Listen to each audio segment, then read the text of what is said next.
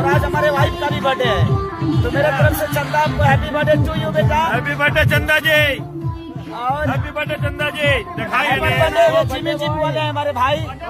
और ये है केक, एक मिनट केक किधर से दिखेगा, इधर से ना। हाँ, ये केक है, देखिए ये केक है, एक ये केक है।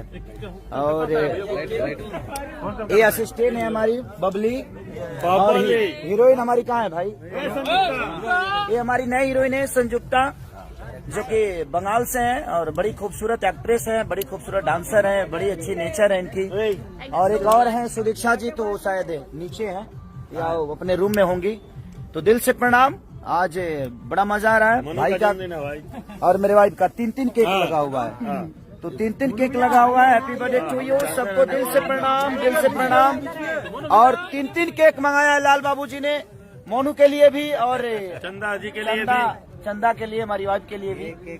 तो दिल से प्रणाम, और कई जगह से आया है तो दिल से प्रणाम है। गाना बजा भाई।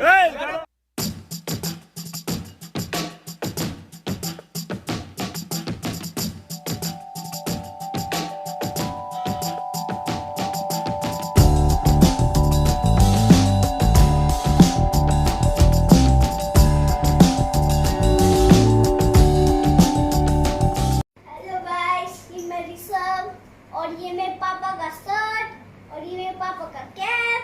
अब मैं जो शायरी बोलने वाला हूँ उससे आप हिल जाओगे। बड़े बड़े शहरों में छोटी छोटी बातें होते रहती हैं। Bye guys, sayonara।